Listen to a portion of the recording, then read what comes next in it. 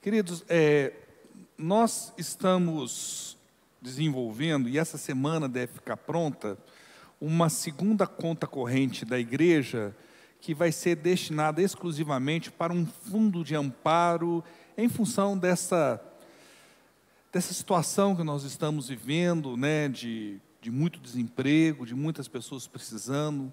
Então, se você tiver disponibilidade, né, de sentir de Deus direção para participar, procure o irmão Marcelo. O irmão Marcelo vai ser responsável por isso. É uma contribuição que a gente tenta fazer uma gestão dos membros da igreja, né? Aqueles que estão desempregados, que precisam de um apoio, de um suporte. A gente quer dar esse suporte aos membros da igreja, porque nós entendemos que a responsabilidade da igreja façamos bem a todos, mas, como diz lá em Gálatas, principalmente aos domésticos da fé. A gente não acha admissível, razoável, termos gente dentro da nossa igreja com prateleira vazia, passando situações que não devem passar, mas que estão, nesse momento, em função da pandemia, tendo dificuldade. Então, até para não misturar o dinheiro, ter a destinação específica, a gente está criando essa conta, já mandei toda a papelada para o banco, vai ter Pix também, então a gente quer fazer um negócio bem prático para que você possa participar desse ministério de auxílio aos domésticos da fé. Tá bom? Muito bem. Depois do nosso culto, né, você que gosta de pastel, tem pastel, né? Participe lá da nossa cantina delivery. Em função também da pandemia, cada um pega seu pastel e caminha de casa. Mentira, né? O pessoal fica aglomerado ali fora. Não vai embora nada. Tem que jogar água. Muito bem.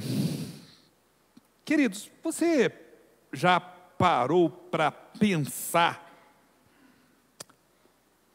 por que precisamos da igreja? Por que você precisa da igreja? Essa é uma pergunta que muita gente em algum momento se fez. Por que preciso da igreja? Nós temos aí cadê a Aninha? Está ali, ó, e os 2 batizandos, né? O pessoal que batizou. Inclusive, meus irmãos, parênteses aqui, nosso culto começa às 7. Fizemos um batismo com a igreja quase vazia. Você perdeu o batismo do Mateus, da Fernanda e da Aninha. Vamos tentar ter um compromisso maior com o horário aí. Muito bem, por que a gente precisa da igreja? No meu caso, queridos, vou compartilhar com os irmãos, a minha vida pessoal é meio misturada com a igreja. Minha mãe está ali, né? Eu tive o privilégio de nascer num lar cristão. E a minha vida se mistura com a vida da igreja. Eu nasci na igreja, como muitos aqui, e eu conheci minha belíssima e digníssima esposa na igreja. Minha vida era basicamente, durante toda a minha vida, foi casa, igreja, trabalho, escola e principalmente igreja. A maioria dos eventos que formaram o meu caráter, o meu modo de ser, de pensar, se deram na igreja. Mas, sendo a sua história parecida ou diferente, porque a gente tem gente aqui que conheceu o Senhor mais velho, né, adulto, muitas vezes a gente não consegue responder essa pergunta: por que precisamos da igreja? Será que a gente não consegue em outro lugar que não na igreja o que nós temos aqui? Será que não nos tornamos um pouco dependentes eclesiásticos? Será que a gente precisa disso aqui mesmo? Será que a gente vem à igreja porque a gente não consegue ficar sozinho e tem medo de olhar para dentro da gente? Então, por medo da solidão, a gente se aglomera, se reúne aqui enquanto povo de Deus? Será que igreja é isso? Será que é uma fuga e a gente busca nessa fuga presença aqui na igreja? Será que minha fé tem a ver com igreja? Será que o conceito que eu tenho de salvação está atrelado de alguma forma à igreja? Será que a Bíblia deixa de ser palavra de Deus em função ou não da minha participação na igreja? Olha que tanto de pergunta, queridos. E que eu acho que, de repente, você pode estar pensando alguma outra aí em relação a tudo isso que nós estamos conversando. E é muito gozado, queridos. Um dia eu tinha vontade de, uma vez por semana, colocar alguém aqui do meu lado para ter a experiência que eu tenho, que a gente vai pregando, as pessoas vão fazendo assim, né? Concordando, não concordando, é muito interessante. E eu tenho certeza que você está pensando sobre esse assunto agora. Por que precisamos da igreja? Tem um texto bíblico que a gente pode começar a conversar sobre isso que nós vamos discutir hoje, refletir, e com muita humildade, né, entendendo que a gente precisa da dependência do Espírito Santo para ter um discernimento pleno das coisas, mas a gente tem que entender que a igreja é meio que um mistério. Não sou eu que estou falando, não. Abra sua Bíblia em Efésios capítulo 5, a partir do verso 29. Nesse texto, Paulo está instruindo a igreja em Éfeso a maneira certa de se viver. Você pegar o capítulo 5, a partir do primeiro verso, você vai ver que Paulo dá uma instrução clara sobre a maneira de se viver. E nesse conceito de se viver de forma correta, ele introduz a questão da família e das atribuições diversas que cada um tem em uma família. E a certo ponto, no verso 29, ele fala assim: além do mais, ninguém jamais odiou o seu próprio corpo, antes o alimenta e dele cuida, como também Cristo faz com a igreja, pois somos membros do seu corpo. Por esta razão, o homem deixará pai e mãe e se unirá à sua mulher, e os dois se tornarão uma só carne, né? Texto clássico aí para a gente que realiza casamento. E ele conclui falando o seguinte: este é um mistério profundo. O casamento, não. Refiro-me, porém, a Cristo e à igreja. Paulo está falando que esta instituição deixada por Cristo Jesus é o quê? É um mistério profundo. Olha que interessante. Mas mesmo tendo esse discernimento, eu acho que a gente tem condições de refletir sobre isso e ter um discernimento melhor sobre a pergunta que eu fiz no início: por que precisamos da igreja? A igreja não é uma instituição qualquer, ela não é um clube, ela não é uma ONG, ela não é um partido político, não é nada disso. A igreja tem algo de sagrado. Por que de sagrado, querido? Porque o discernimento que nós temos, que a igreja pertence a quem? A Deus. Ele é o dono da igreja. Precisamos que foi por intermédio da graça e da misericórdia de Deus que nós tivemos acesso à igreja, que nós podemos participar da igreja. O princípio de surgimento de um clube, de uma ONG, de um partido político, é aglutinar pessoas que têm interesses comuns, né? Então, você pensa de uma certa forma politicamente, se arregimenta pessoas que têm esse mesmo pensamento e forma, então, muitas vezes, um partido político. Você gosta de cuidar de animais, você muitas vezes se reúne com pessoas que gostam de fazer isso e acaba abrindo uma ONG para cuidar dos animais aí que estão necessitando de cuidado. Mas igreja não é isso. Igreja existe para o louvor do nome do nosso Senhor Jesus Cristo. Tem como vocação principal a expansão do reino de Deus aqui na terra. Igreja pertence a Deus e ela tem como função primária o louvor do nome do nosso Deus e a expansão do seu reino aqui na terra. Aquela história do já, mas ainda não. O reino de Deus já está implantado, mas não plenamente. Será plenamente quando, meus queridos? Quando? Da volta do nosso Senhor Jesus Cristo. Em última instância, devemos entender que não é a gente que escolhe a igreja. É o amor de Deus que vai em nossa direção, se manifesta, nos atraindo pela sua graça e pela sua misericórdia, para que nós, então, pela ação do Espírito Santo, pudéssemos confessar Jesus Cristo como Senhor e Salvador de nossas vidas. E com o batismo que nós tivemos a oportunidade de realizar hoje, né, com Mateus, Fernando e Aninha, é que nós damos uma declaração pública de fé, que a gente assume um compromisso de não viver mais para nós mesmos. Esse é o que a Ana, Mateus e Fernanda fizeram hoje. Eles deram uma declaração pública de fé que a vida que eles viviam antes, sem Deus, sem Cristo no centro, ela deixou de existir. E eles estão nascendo para uma nova vida com Cristo e com todas as implicações, bênçãos que esta atitude tem. É uma declaração pública, e essa declaração pública dá acesso à participação desta comunidade, que é a igreja. O apóstolo Paulo nos ensina isso em Romanos, capítulo 6, a partir do verso 1. Leia comigo esse trecho. Que diremos então? Continuaremos pecando para que a graça aumente? De maneira nenhuma. Nós, os que morremos para o pecado, como podemos continuar vivendo nele?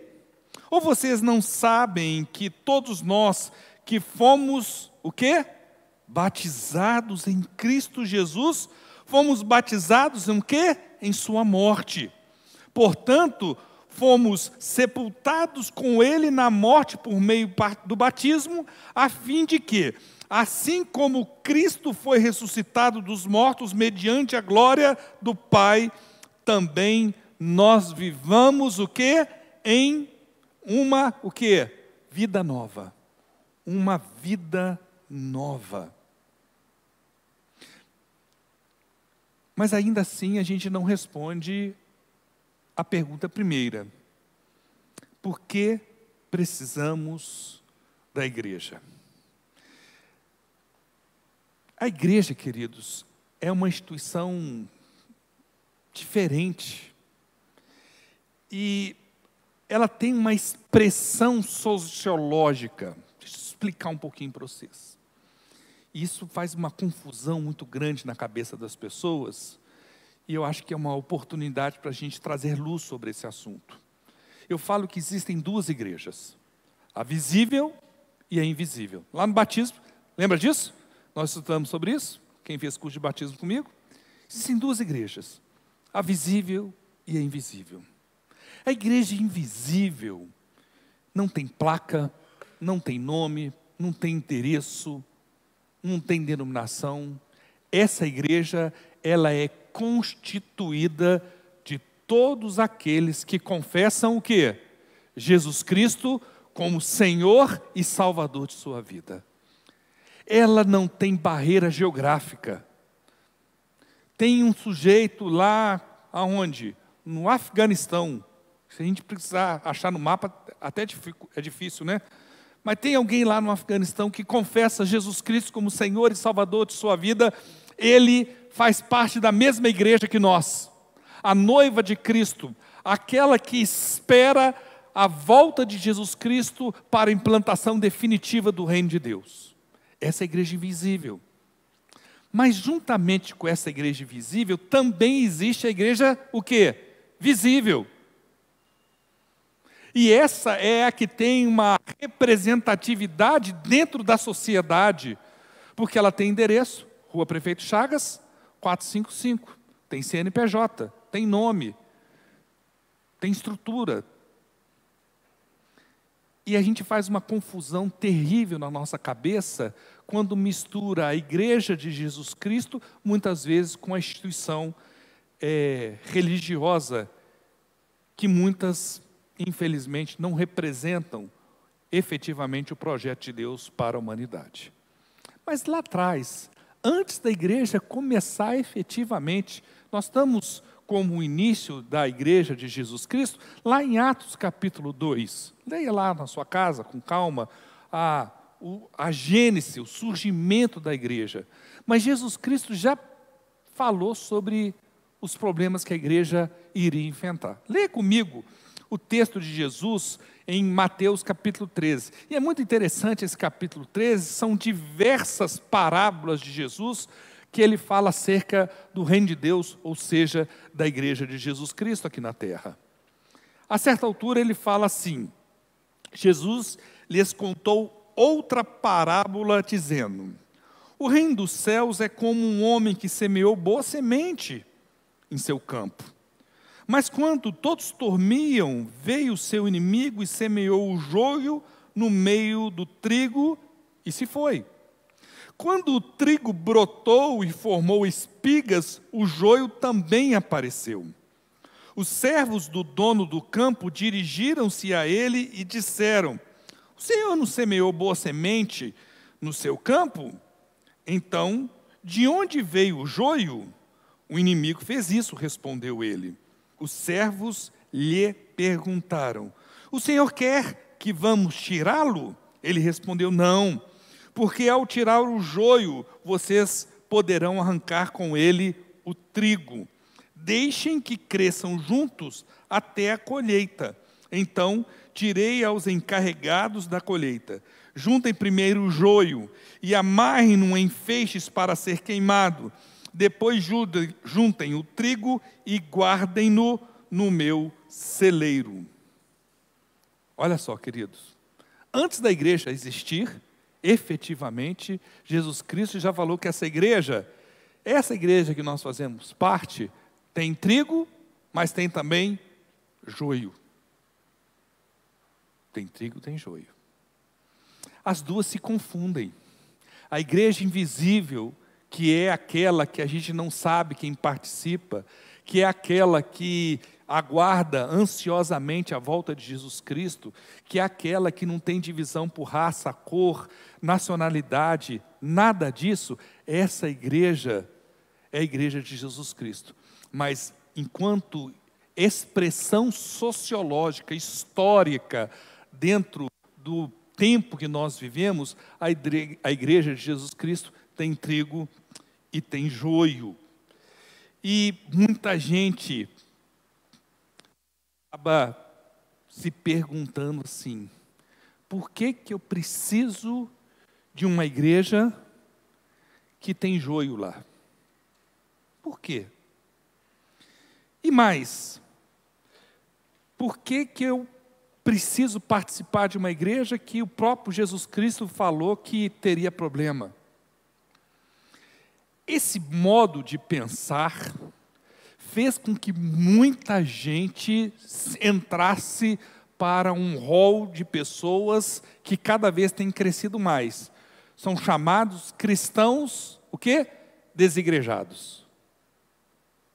Está aí, ó, espalhado no mundo todo. Existe já alguns estudos que apontam que no meio do cristianismo já existem mais desigrejados que igrejados. Tem mais gente que se confessa cristão fora da igreja do que dentro da igreja. E aí você pode pensar, mas será que essas pessoas não estão certas? Será que nós não devemos fazer uma meia-culpa e analisar que durante a história da humanidade, a igreja, enquanto instituição, fez muita coisa errada? Fez sim, meus irmãos. No meio batista, também. Sabe por quê? Porque a igreja é formada por quê? Por pessoas. E onde tem pessoa, tem um erro.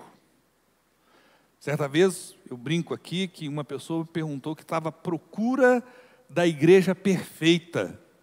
E eu falei assim: se você achar, não vai para ela. Por quê, pastor? Porque ela vai deixar de ser perfeita. Porque você é perfeita? Eu disse: não sou, pastor. Pois é. Então, se você achar a igreja perfeita, não vai para lá, você vai atrapalhar a igreja. Ela vai deixar de ser perfeita. Porque não existe, queridos. Não existe igreja perfeita. Onde tem o ser humano, tem problema.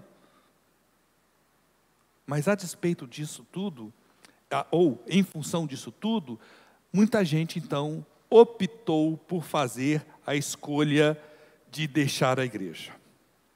Será que esse é o melhor caminho? Será que esse é a forma de estar em casa sozinho? E eu converso com algumas pessoas que abandonaram a igreja. Não, pastor, eu continuo sendo cristão. Leio minha Bíblia. Faço minhas orações.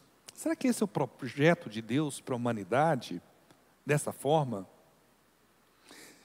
Será que quando a gente pensa que a igreja tem joio, mas a gente deixa de pensar que ela tem joio, mas tem mais o quê? Trigo. E aí que eu queria começar o meu raciocínio com você. Esse trigo que tem nessa igreja, que é uma representação social na história, ela foi plantada, semeada com o sangue de Jesus Cristo. Não é qualquer coisa não. É neste trigo é que brota pessoas que estão dispostas a louvar a Deus, a bendizer a Deus e a expandir o reino de Deus entre a humanidade. A gente divide a história da igreja em várias nomenclaturas, né? A primeira a gente chama da era apostólica, que a gente normalmente, né, dá do início da igreja de Jesus Cristo, lá para inícios dos anos 30 da era cristã, até os anos 100, quando se acredita que o último dos apóstolos morreu, que foi o apóstolo João. Depois disso, a gente dá à igreja o nome da igreja de patrística, os pais da igreja. Estes pais da igreja, a grande maioria, teve contato direto com os apóstolos e produziram uma quantidade de literatura extremamente interessante. Nessa época, que a gente chama de patrística, nós temos como seus principais representantes Inácio de Antioquia, Irineu e Atanásio. Esses três sujeitos, três teólogos, pastores, começaram a fazer uma discussão muito grande entre a igreja. Eles falavam assim: já que nós já vencemos a questão da existência de Deus, não existe mais dúvida sobre a presença de Deus entre nós, como Ele existe. Olha a pergunta dos caras: como Deus existe? Como, uma vez que somos criados à imagem e semelhança de Deus, podemos compreender a nós mesmos e, consequentemente, a igreja de Jesus Cristo?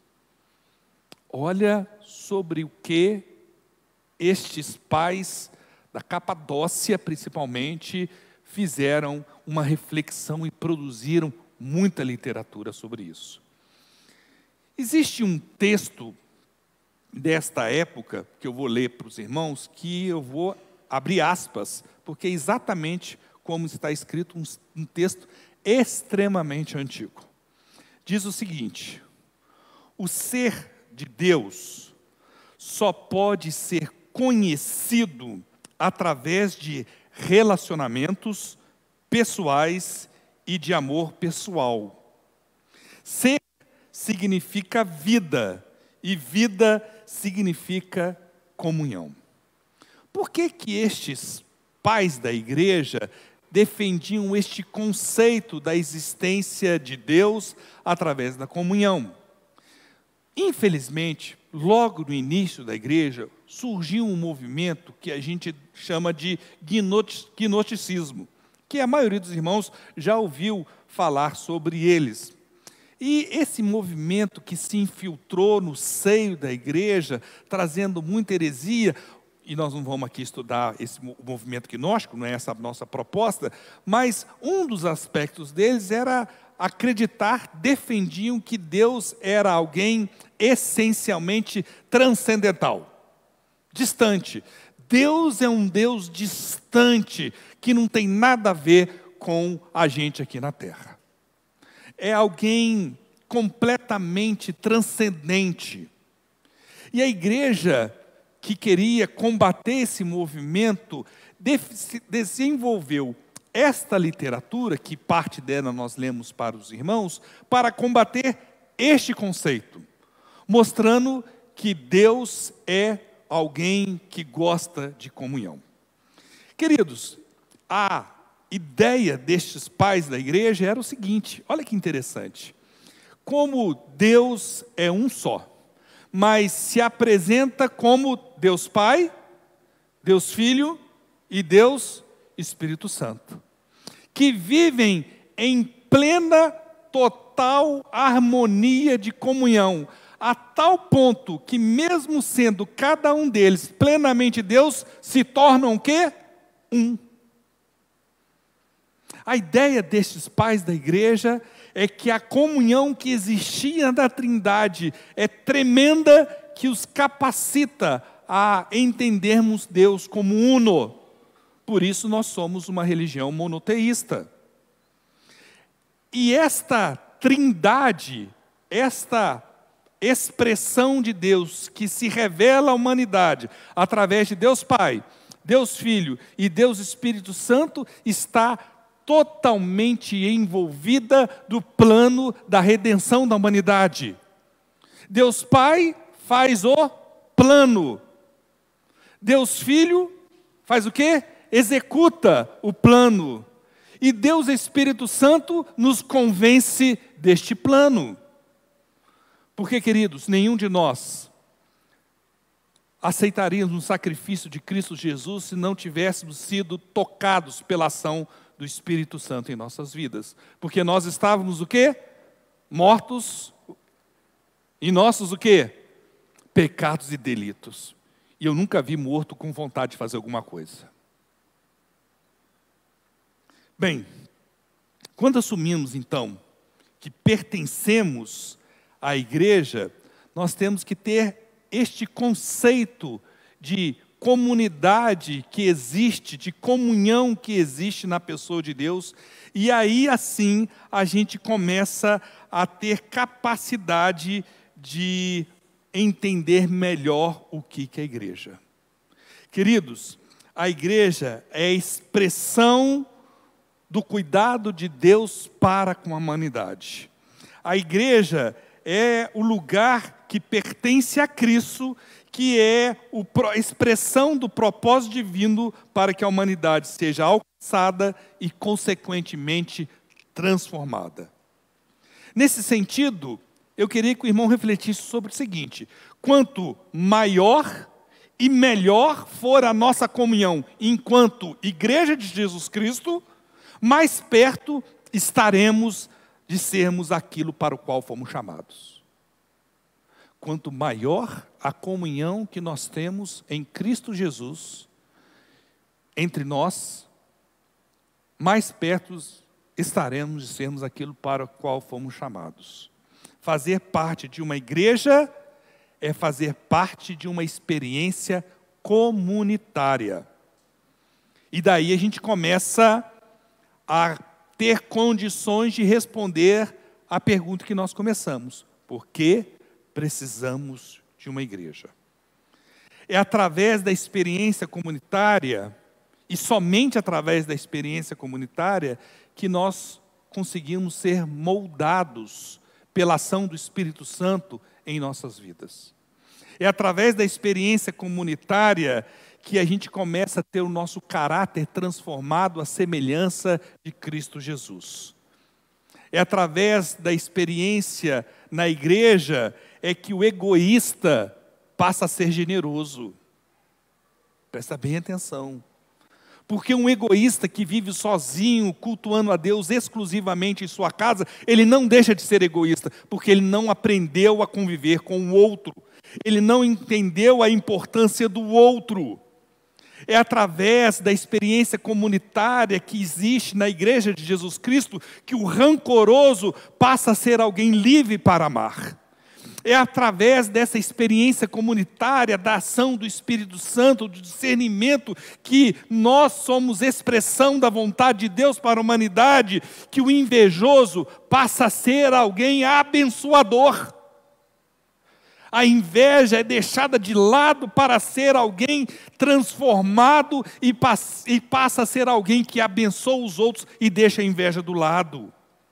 É através dessa experiência comunitária da igreja que o individualista passa a encontrar comunhão. O sozinho deixa a solidão. Como, queridos, poderemos aprender a sermos humildes, mansos, perdoadores, generosos, justos, gratos, alegres, sem termos uma experiência comunitária? É impossível. É impossível, por isso que eu e você precisamos da igreja. Porque é nesses encontros e desencontros que nós temos aqui, que o nosso caráter vai sendo moldado à semelhança do caráter de Cristo Jesus.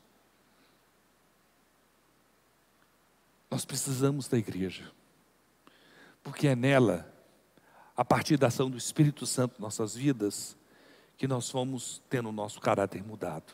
E como precisamos ter ele mudado. Como precisamos. Queridos, é através da comunhão dos nossos relacionamentos que nós aprendemos sobre nós mesmos. Você não aprende sobre você mesmo sozinho, você aprende sobre si mesmo através de um relacionamento participativo, comunitário, pleno, que há em Cristo Jesus, que é vivenciado na igreja de Jesus Cristo. É a partir da experiência comunitária que nós nos damos conta dos dons e talentos que Deus nos dá para que o seu evangelho seja proclamado e o seu reino seja expandido. Você não aprende seus talentos e seus dons sozinhos. Você aprende isso na vida comunitária que há na igreja. É através da experiência comunitária da igreja é que nós ajudamos a curar as feridas dos irmãos. Mas, pensa bem, é através da experiência comunitária da igreja é que os outros nos ajudam a curar as nossas feridas. E isso eu acho fantástico, queridos. Quando nós, através de um relacionamento verdadeiro, sincero, transparente, baseado no amor que há em Cristo Jesus, nos permitimos ser curados. O nosso caráter transformado. Alguém vem e cura minhas mazelas, e amanhã eu estou curando a mazela do outro, e este outro que foi curado vai lá e ajuda a curar o outro, e a gente vai se ajudando. Vai se formando um caráter cada vez mais parecidos com o caráter de Cristo Jesus. E isso só é possível através da experiência comunitária da igreja. É impossível você fazer isso sozinho em sua casa, pegando a sua Bíblia. Não que você não deva fazer isso, deve fazer, todo dia, todo dia. Meditar na palavra de Deus. Mas a experiência comunitária que há na igreja é transformadora, porque a igreja é o projeto de Deus para a humanidade. É na igreja que a expressão do amor de Deus é revelado para a humanidade. Mesmo a gente tendo joio. Não tem problema não. Eu falo que eu sou pastor de joio e de trigo, não tem problema não. Não é responsabilidade minha separar o joio e o trigo, não. Se você não tem certeza da sua salvação, querido, e é um joio transvestido de trigo, deixa eu te falar, Jesus Cristo fala que os anjos dele que vão separar. Eu acho que nesse dia a gente vai ter muita surpresa. Ó, fulano é joio. Não sabia não. Eu tenho essa desconfiança. Olha lá, ó. Parecia um trigo bom, rapaz. É joio puro. Não é responsabilidade nossa, não. Responsabilidade nossa, queridos, é fazermos aquilo que tem proposto para as nossas vidas. Qual que é a sua participação no reino de Deus? Qual que é o talento e o dom que Deus lhe deu para que fosse manifestado no corpo da igreja, para que este corpo cumpra a sua função, que é louvar a Deus e proclamar a mensagem transformadora do Evangelho que há em Cristo Jesus. Esta é a função da igreja. E por isso que nós precisamos da igreja. Sozinho, a gente não faz nada. Quando alguém então perguntar para você por que você precisa da igreja, eu quero crer que você vai estar capacitado a responder. Muito tempo atrás, lá em Belo Horizonte, eu vi uma ilustração do pastor Jeremias, da 8ª Igreja Presbiteriana. Eu acho que eu já contei aqui, mas vou contar de novo. Talvez você ainda não tenha ouvido a história da arca na época do dilúvio. Quando Deus mandou Noé construir a arca, e quando ela estava pronta, Deus mandou Noé colocar o que dentro da arca? O quê? Todos os animais. Agora, queridos, quantas pessoas foram para dentro da arca? Vocês lembram? 8 pessoas. Agora você já imaginou, querido, o trabalho que era cuidar daqueles animais durante todos aqueles meses dentro da arca? Não posso mexer não, tem que ficar quietinho. Já pensou o trabalho que era cuidar de todos aqueles... Um mau cheiro. Eu acho que deve ter dito algum momento que alguém falou assim, dos 8 que estavam dentro da arca: eu não aguento isso mais, eu vou pular da arca. Só que pular da arca significava o quê? Morte. Queridos, nós somos uma arca. E muitas vezes, nessa arca apertada, a gente se esbarra. Muitas vezes, nessa arca, né, o sujeito lá fez uma caminhada terrível e vem abraçar a gente, não tomou banho. E dá com aquele CC, né? Muitas vezes a gente está caminhando e alguém pisa no nosso pé. Muitas vezes a gente tem diferenças de ideias, de conceitos. Nossa criação foi diferente. A graça de Deus nos uniu aqui para louvarmos a Deus. E essas diferenças muitas vezes se manifestam. Aqui a gente tem mortadela e coxinha. Tudo aqui misturado. Mas é assim. Apesar da igreja, ao longo da história, ter cometido vários erros, lembra sempre que a igreja de Jesus Cristo é formada também por trigo. Esse trigo foi plantado com o sangue de Jesus Cristo. E que fora da igreja, você não poderá ter o seu caráter transformado, porque eu e você precisamos ser transformados. Porque o pecado que existe em nós, se não for através da experiência comunitária, de um ajudando o outro, nunca será deixado de lado. Precisamos da igreja, eu e você, para que juntos possamos fazer que o nome de Jesus Cristo seja conhecido e o nome dele seja louvado. Queria encerrar com uma reflexão que o apóstolo Paulo faz sobre isso, caminhando para o final da sua carta aos Romanos. Romanos capítulo 15, verso 5, diz o seguinte. Romanos 15, 5.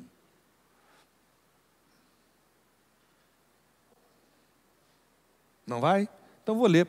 Os irmãos que estiverem com suas Bíblias ou celulares física ou de forma celular. Está aí. Deu certo. O Deus que concede perseverança e ânimo lhes dê um espírito de quê, queridos? De unidade, segundo Jesus Cristo, para que com o quê? Um só coração e uma só boca vocês glorifiquem ao Deus e Pai do nosso Senhor Jesus Cristo. Portanto, aceitem-se uns aos outros, da mesma forma como Cristo os aceitou, a fim de que vocês glorifiquem a Deus. Olha que texto maravilhoso. Porque nós precisamos da igreja. Porque da mesma forma que Cristo nos aceitou, eu tenho que aceitar o Carlos. Eu tenho que aceitar o Tony, o Luciano, a Lucinéia, cada um dos irmãos.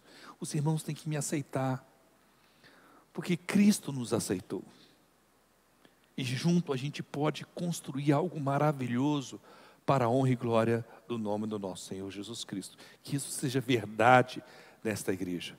Que o que nos una não seja as nossas diferenças, mas aquilo que nós confessamos. Jesus Cristo é nosso Senhor e Salvador. Amém?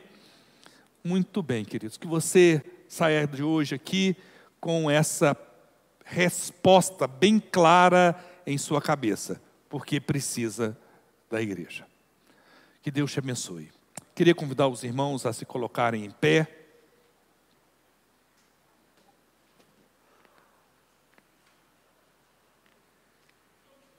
Tem cantina, né? Cantina. E eu queria convidar você que está presente a participar do nosso culto de quarta-feira. Queridos, nós estamos começando uma caminhada de estudo de Romanos, que nós vamos estudar Romanos quase que palavra por palavra. E nós estamos bem no início. Eu queria convidar, que seria muito importante a sua participação.